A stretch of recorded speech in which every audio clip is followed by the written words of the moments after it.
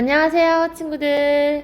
오늘은 초현실주의의 미술 작품에 대해서 배워보도록 하겠습니다. 초현실주의란 무엇일까요? 그리고 초현실주의의 작가에는 어떤 사람들이 있을까요? 오늘은 초현실주의 작품 세계를 이해하고 작가에 대해서 한번 알아보도록 합시다.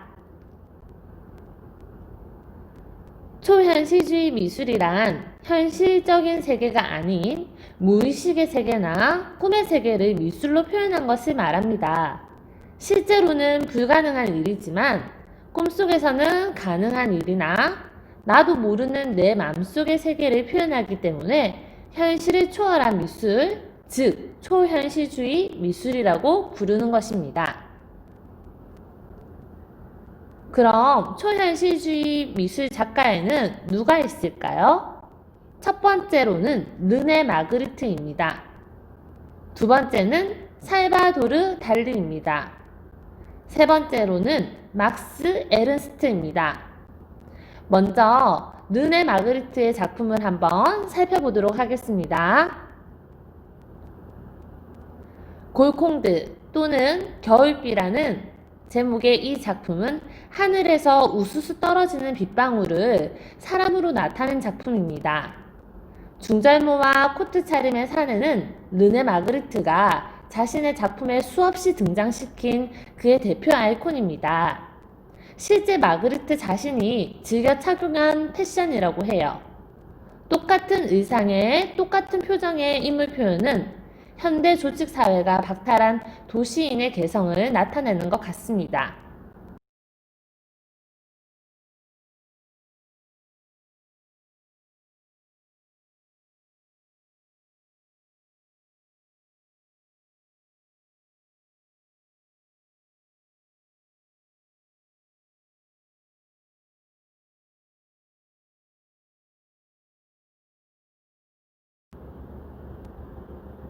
마그리트 작품은 관람객으로 하여금 골똘히 생각하게 하는 묘한 재미가 있습니다.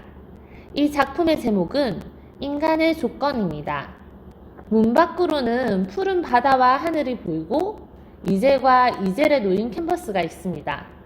캔버스 속 바다 그림과 문 밖의 바다가 하나의 바다처럼 이어져 있습니다. 캔버스 속 바다는 문 밖의 바다를 보고 그렸구나 하고 생각하게 되죠. 하지만 문 밖의 바다 또한 마그리트가 그린 그림일 뿐입니다. 캔버스의 바다 그림 때문에 그림 속 문 밖의 바다가 3차원적 실제 바다로 보인다는 모순을 나타내고 있죠. 마그리트는 결국 자신이 만들어낸 사고의 틀에서 사물을 본다고 말하고 있습니다. 그게 바로 인간의 인식입니다. 캔버스 속 바다가 문 밖의 바다를 보고 그린 것이라는 확실한 증거가 없는데도 불구하고 누구나 이 작품을 본다면 보고 그렸구나 라고 생각하게 되는 거죠.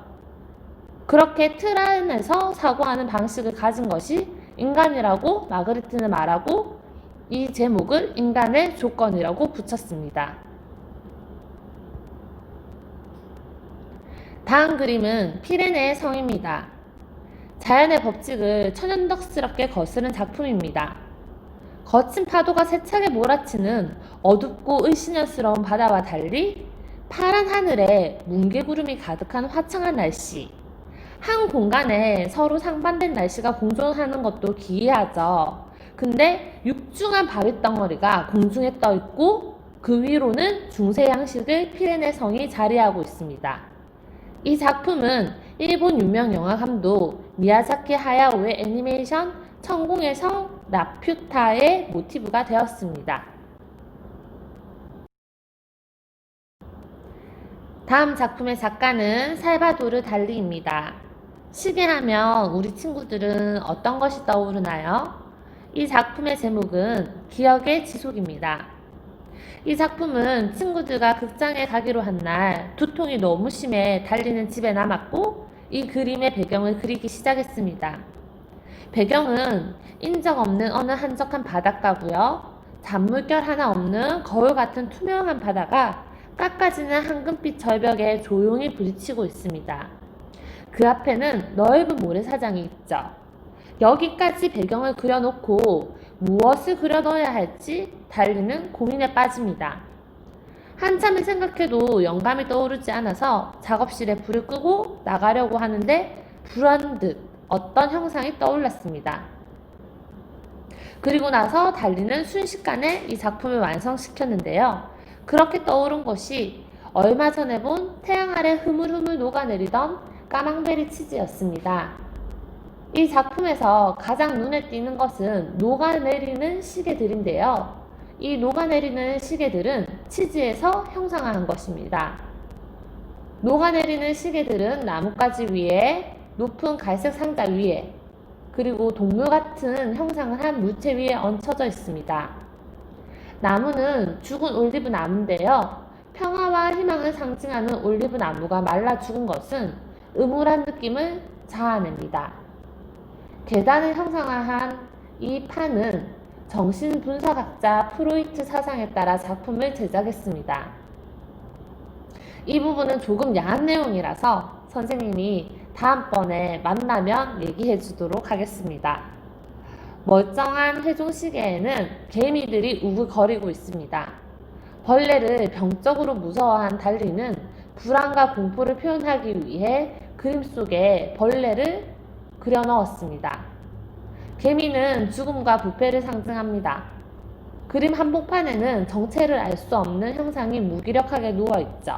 이는 달리가 자신의 모습을 추상화해서 그렸다고 합니다. 도대체 무슨 그림인지 알 수 없는 이 그림은 달리의 무의식 세계를 그린 것인데요. 시계는 과거의 달리와 그의 억눌린 욕망을 표현한 것으로 알려져 있습니다.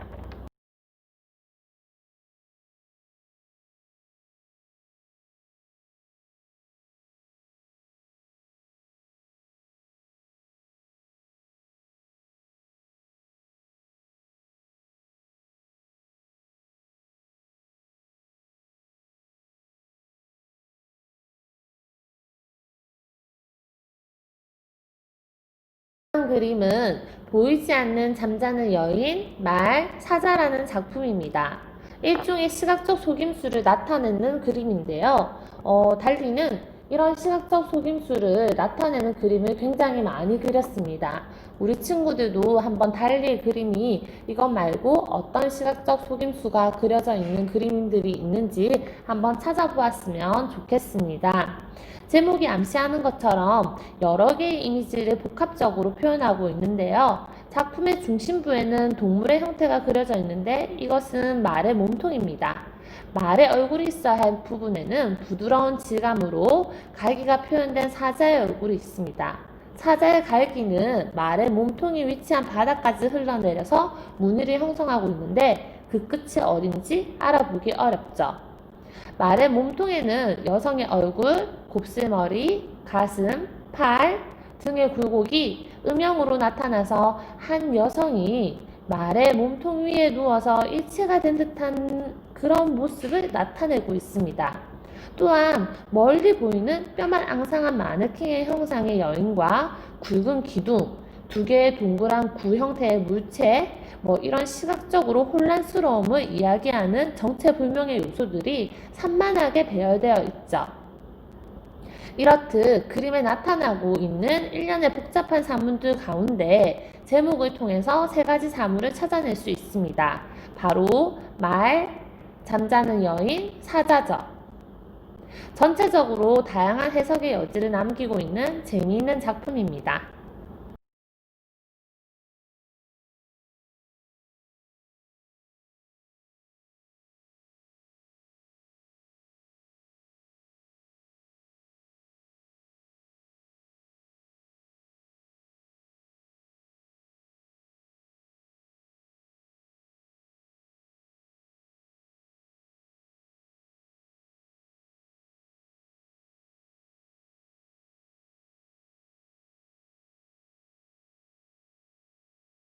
다음 작가는 막스 에른스트입니다. 막스 에른스트는 포르타주, 콜라주, 그라타주, 데칼코마니 같은 기법들을 새롭게 고안해낸 인물입니다. 이 작품을 전체적으로 살펴볼까요? 하늘 위에는 달이 떠 있습니다. 달에는 시계가 그려져 있는데요. 그 밑에 물에 비치는 달에는 시계가 그려져 있지 않습니다. 그리고 그림 맨 앞에는 씩 웃고 있는 기분 나쁜 모형체가 서 있습니다. 그 뒤로는 누군가가 수영장으로 풍덩하고 직각으로 입수하고 있습니다. 이 작품의 제목은 물속으로 뛰어들기라는 작품입니다. 전체적인 분위기가 기묘하면서도 동시에 재미있는 느낌이 듭니다. 전경에는 씩 웃고 있는 모형체, 그리고 뒤에는 불가능한 잠수부. 이것은 단순한 시각적 유희를 즐기고 있는 작품이라고 할 수 있습니다.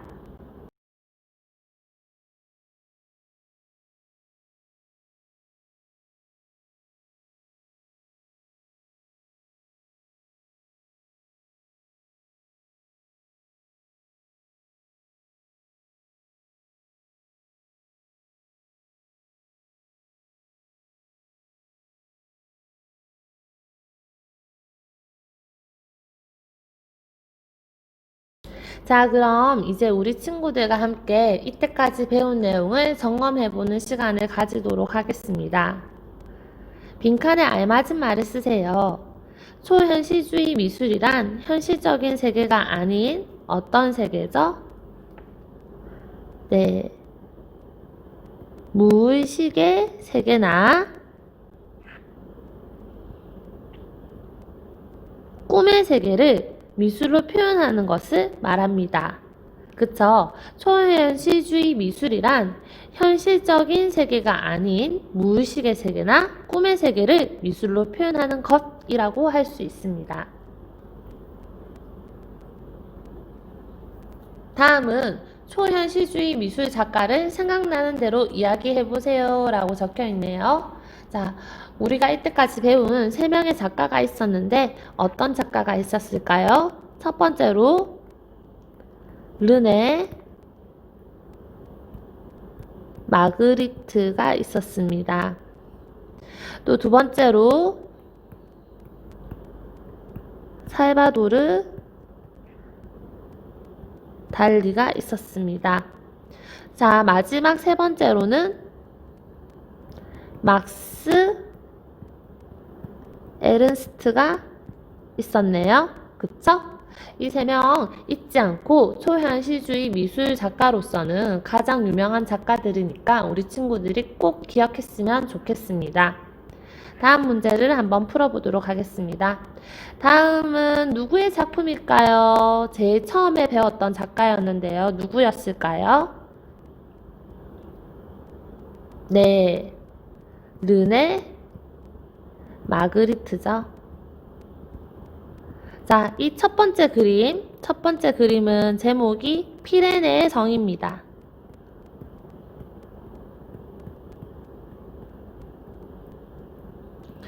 자, 두 번째 작품은 제목이 무엇이었죠?